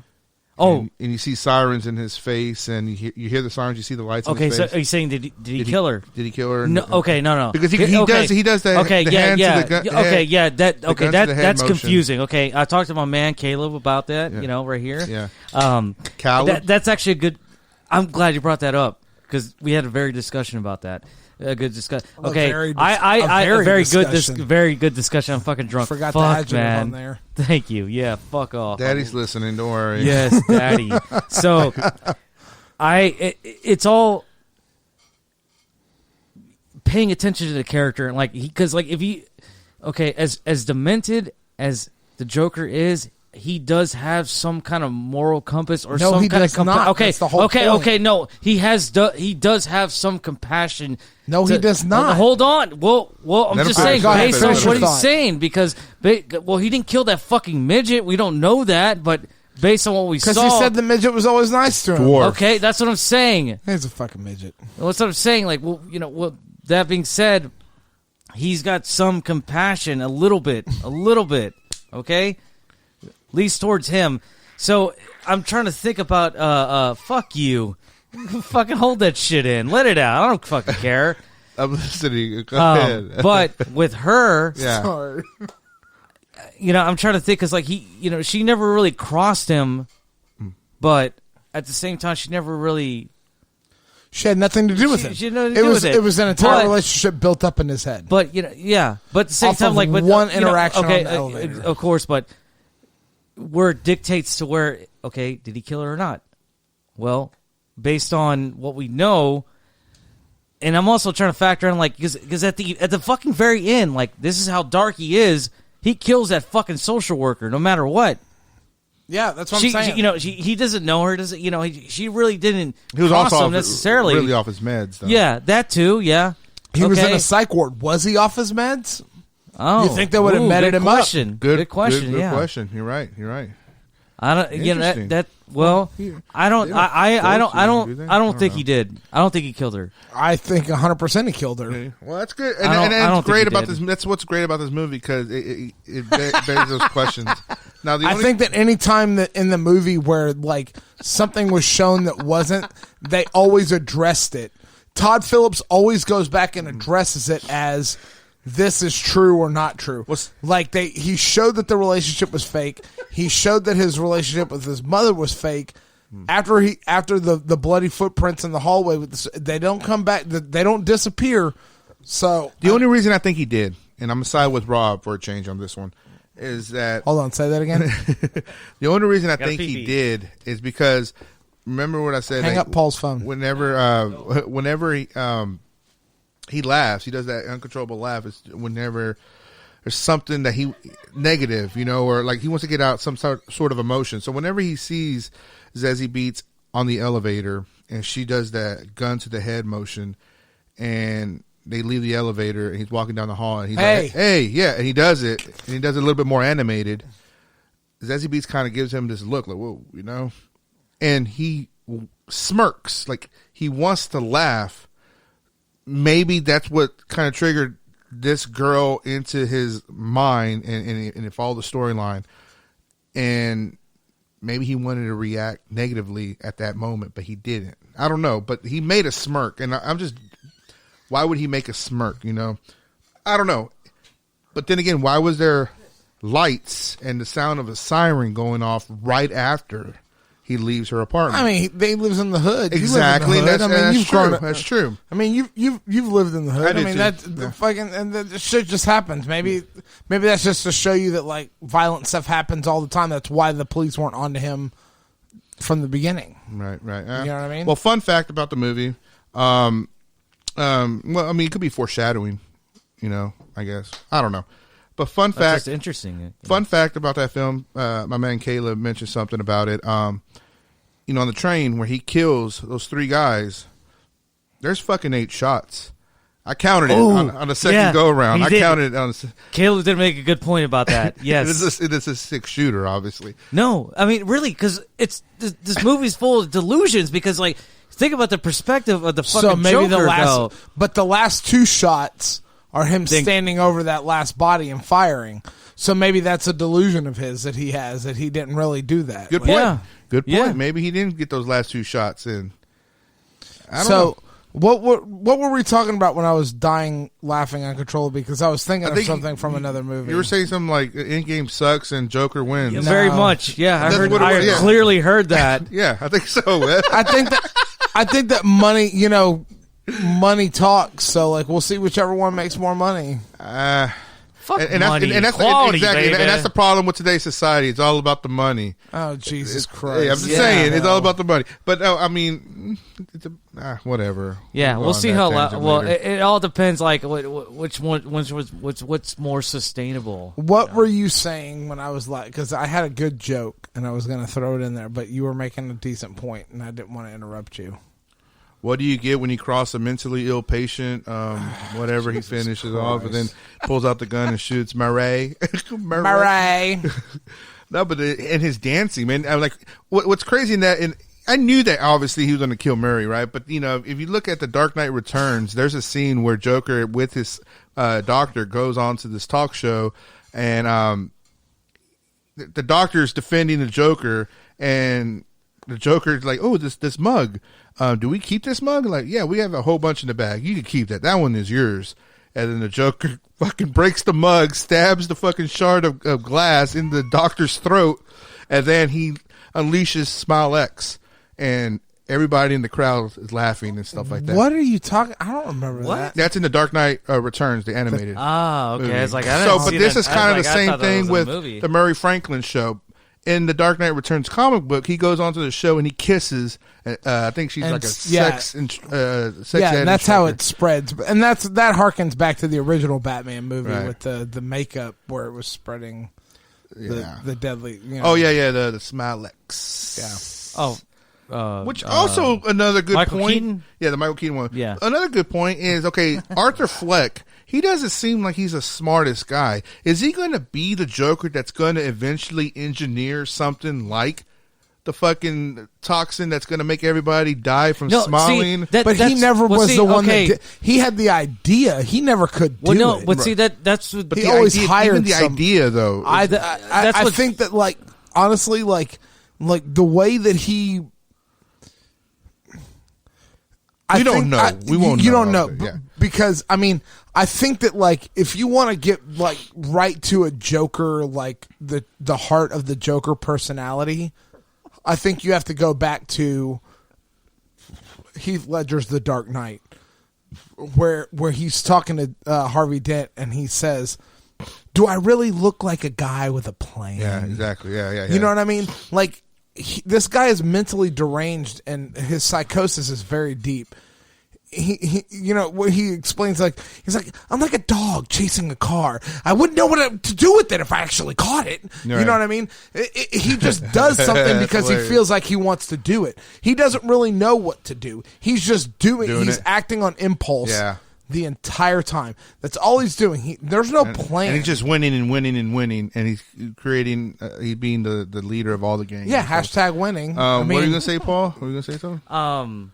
You forgot. I didn't you? forgot. I lost. Go on. We'll come back. yeah, to go it. back off. to your Facebook Live. Don't worry about it, baby. No, I mean the only thing I could think of is maybe the medications was making him so calm that he was just dumb as fuck, and he just now No, that I he's don't off the think it was- medication, he's making things. but making things that's a little really bit more good clear. point, though. Like, it does clearly show that he was running out of medication. So from there, like, he was already going down. Without the medication, he was just really. I mean, he really just fucking lost it. Well, yeah, I mean, and I think that's what it goes to show you is, like, there's a mental health crisis in this country, and nobody is able to solve that or get past it. So, like, what do you do? I mean, what can Start you beating do? your kids. Time to a radiator. Turn them into fucking Arthur Flex. Time to turn him into Arthur Flex. Yeah, Time to Arthur flexing his radiators. cock. Yeah, I know. Oh man, I was reading comments and someone said they didn't like the Joker. They couldn't believe Robert De Niro had more makeup than the Joker.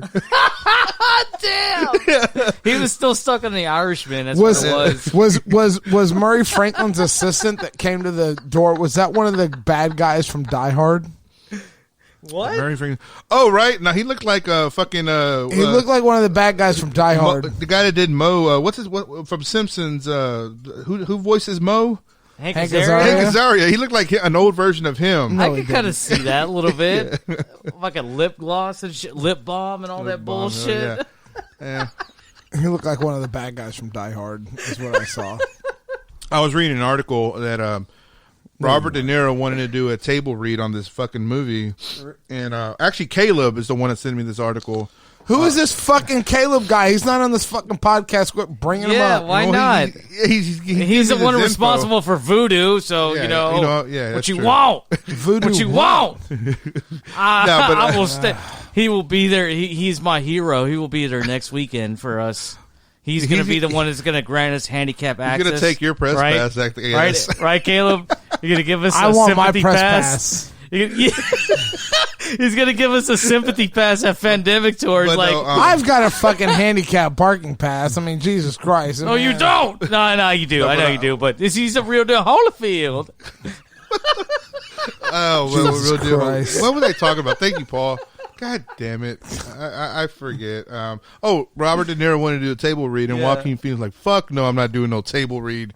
And De Niro was like, Joaquin's the fucking actor. He's the Joker. He needs to be there for the fucking table read. And, of course, De Niro runs the show. He's fucking Robert De Niro. So Joaquin, eventually did it. And when they were done, he got up, stomping his feet with the smoking a cigarette. And De Niro, Joaquin did? Yeah, because he didn't want to do it. It's like, I guess, 18-hour fucking table read.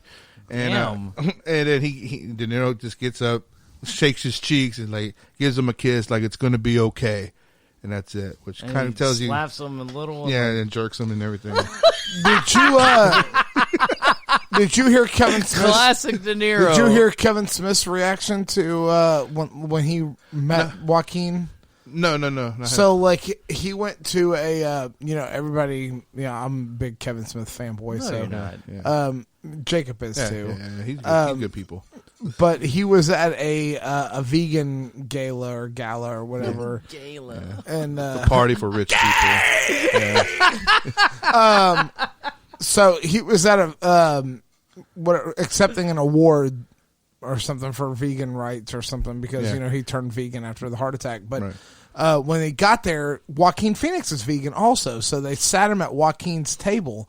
He said that there was a lull in the conversation, and they had Kevin was trying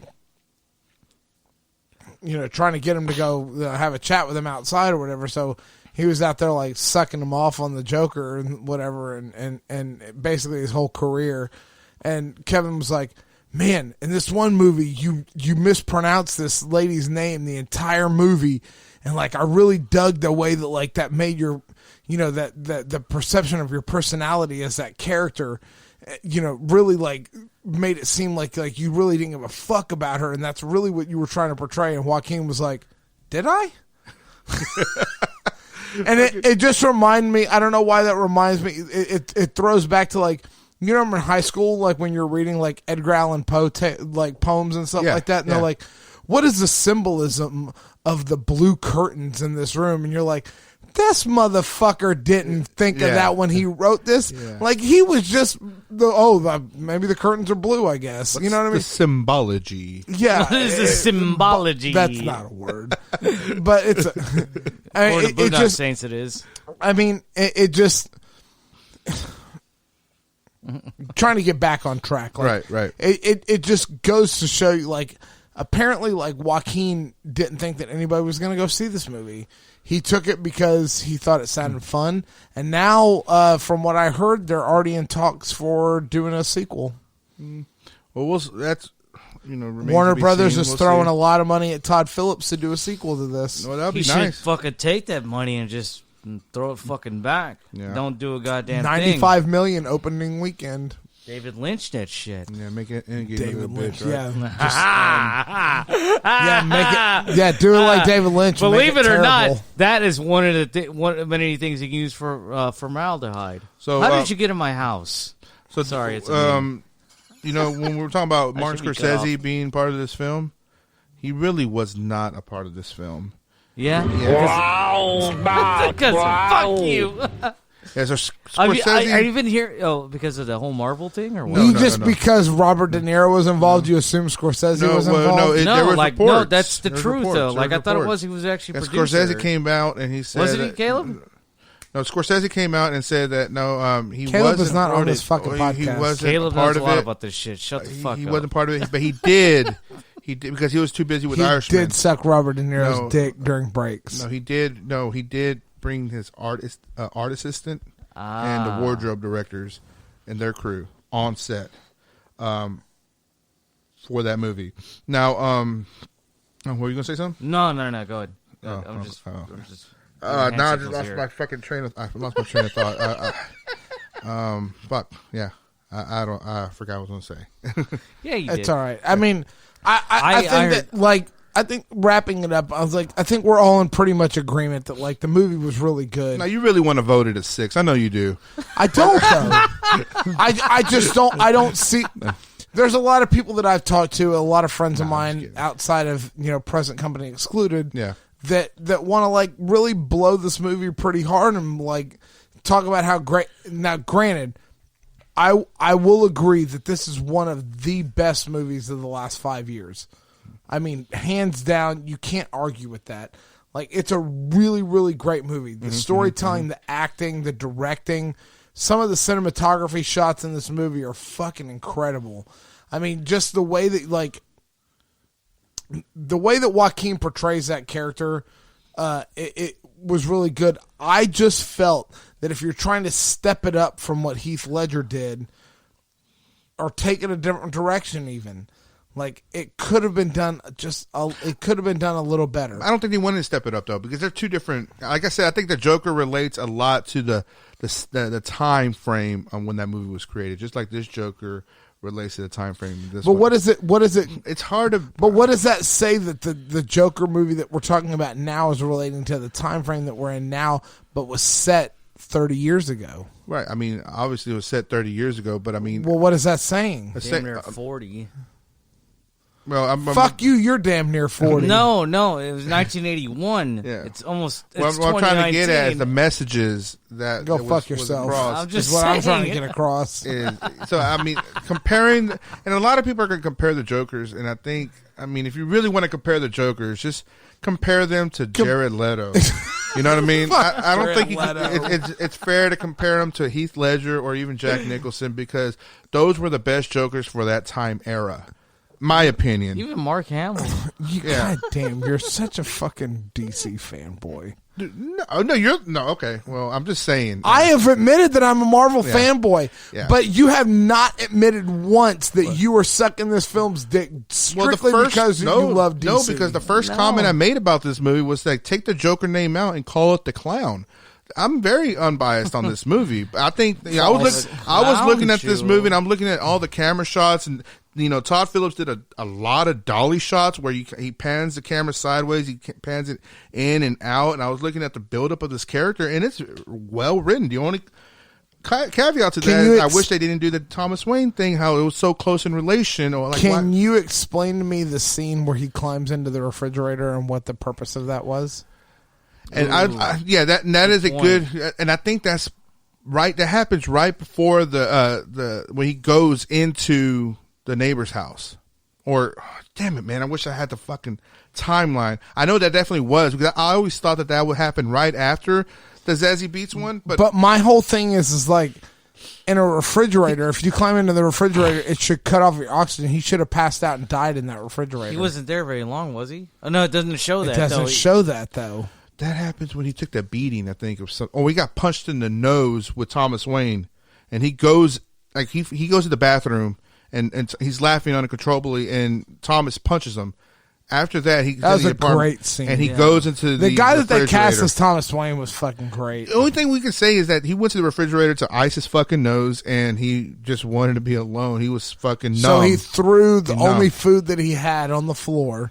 and He doesn't climbed like into to the eat, refrigerator obviously. to die. His medication There's was no going oxygen down. there's no oxygen in the refrigerator. He should have died in there. You don't know that. You've never been in there. I have. I saw an episode of Punky Brewster. I'm sure there's where enough the oxygen kid to locked last 5 himself. minutes. The kid locked herself in the refrigerator and she almost died. Punky Brewster, you say? Punky Brewster, I said. Well, I get that, but you know, in game will never happen. That would never happen in real life. You don't know that. Go snap somewhere else, goddamn. That's fine. The Joker can happen all at once No, in I real think- life. Batman will never happen in real life. Ooh, It'll happen faster than he has the money. It'll happen faster than Tony Stark being Iron Man. Will it though? I think it would. Will yeah. it? What is that? A Will fucking it? Thor? Fucking. I mean, all he needs is a fucking batarang and a So- fucking bat claw, and he'll kick some ass. So what's your bet? What's the bet? Tony Stark and Bruce Wayne without the suits. What's Who's going to your win? bet? Who's going to win the fight? Bruce fucking Wayne. Thank you, sir. What's your bet? On what? Because that fight has already happened and Tony Stark beat Bruce Wayne. How? Where? When? That's a Marvel comic crossover. Iron Man beats Batman. Now they were both in the suits. The out of the suits has never That's happened. what I said. Out of the suits. It's never happened. I understand that, but I mean, with the suits, obviously the guy's fucking made out of what, titanium or something. You can't even puncture that shit. If they're in fucking business suits, who's gonna fucking win? Who's the worth battle? more money, Tony Stark or Batman? Doesn't matter. Or Bruce Wayne. If you don't have a pulse, what does it matter? I'm just saying, like, who's gonna win in a street Yeah. fight? Oh my God, you're such a fucking No, fanboy. Bruce Wayne has all this fucking training. And Tony Stark, I mean, he needs the has fucking satellites with lasers. He doesn't need training. without the suits. Without The technology, fucking though. suits. That suit is not. Aw, man. Who's a fanboy now? You're not. You're being blinded by your love for Marvel. The satellite has nothing. It's not tied I'm to a trying to be suit. a moderator here. blinded but by just his talking love about for just like Marvel. without technology. Just No technology. Okay, no tech. You're talking about a It's street just- fight. Well, Bruce Well, Wayne's it's going not to a win. street fight. I Thank mean, you. Bruce. Okay. I mean, Bruce Wayne has a. Look, the fact is that Batman is one of the greatest. Batman is one of the greatest comic book characters ever created. His backstory is very intriguing. Who's older? There you go. That's a good one. In Who was the co- created? in Who the was created first? Batman was Okay, created so he's better first. automatically. Oh, that makes him better. Oh, so that makes me better than you because I'm older than you. You're gonna die first. That makes me better though. That's Yeah, but by, I'm the last. by It's like- your logic. By your logic, that makes me better because I'm older. Okay, I respect my elders, so yes, you're seasoned. All right, respect and my on that note, record button ass off. don't do. We're gonna print that. Podcast ends So- at episode 51. Why are you gay?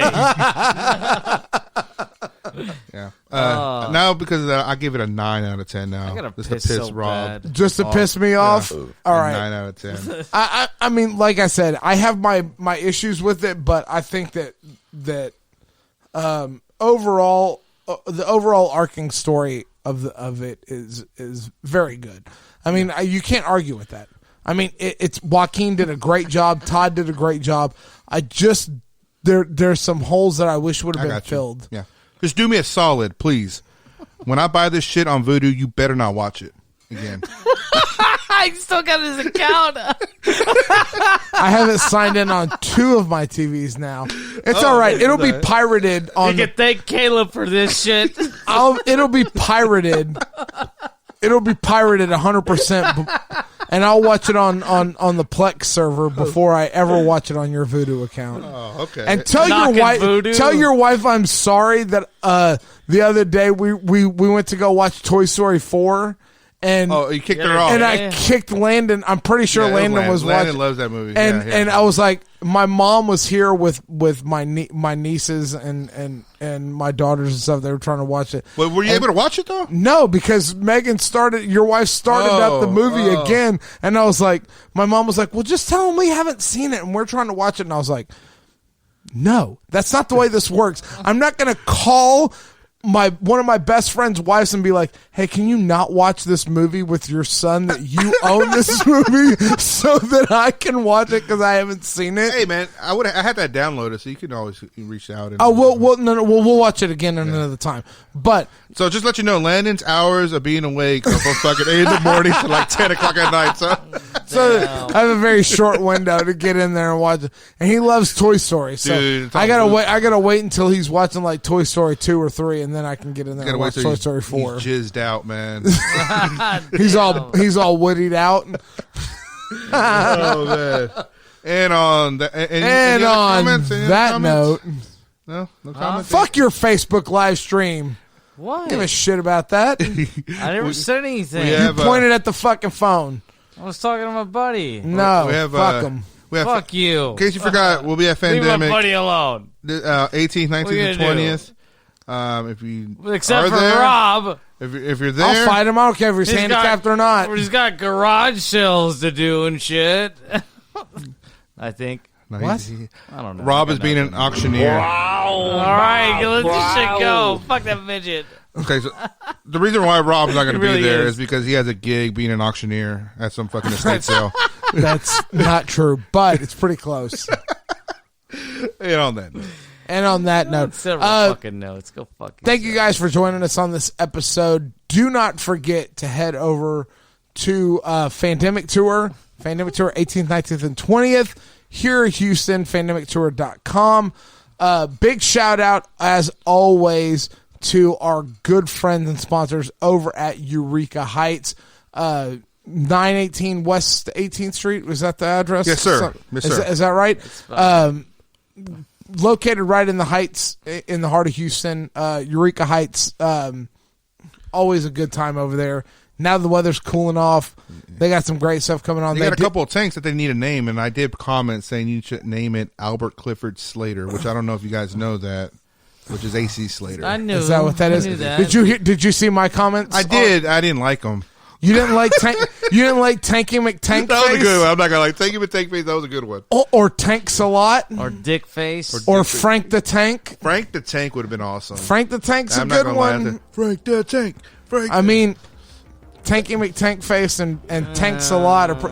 Bleeding Gums Murphy's another good one. I saw that one. Yeah. I thought you just said you didn't like any of them. I love giving you a hard time, Rob. I do the gut check every now and then. I know. I get it every fucking time you walk in. I'm the only minority here. I might as well. Fuck. You're not a fucking minority. Give me a little bit. Give me that. You gonna take that away from me, Thomas Wayne? Fucking Rob? There's the racist comment. And on that note. Oh, man. Fuck notes. I'm Jake. Nobody. And I'm Rob. Mermelstein. I'm fucking Mermelstein. Fuck Mermelstein. I'm out of here. Paul, whatever. Yeah. We'll catch you on episode 52. Maybe. Maybe. If they don't cancel us. And no Josh, for sure. Who's going to cancel? Oh, I'm sorry, Josh. Oh, that's wrong. All right. We'll see you guys on the next episode. He's gonna cancel. Peace. All right.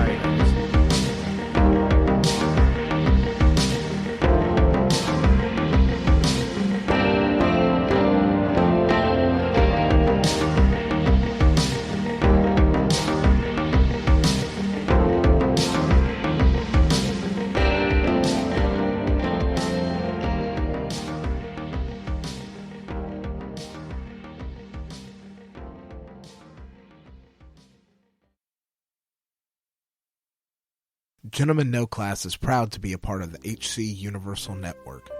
Gentlemen No Class is produced and recorded at M5 Studios and is mixed and edited by Final Curtain Media.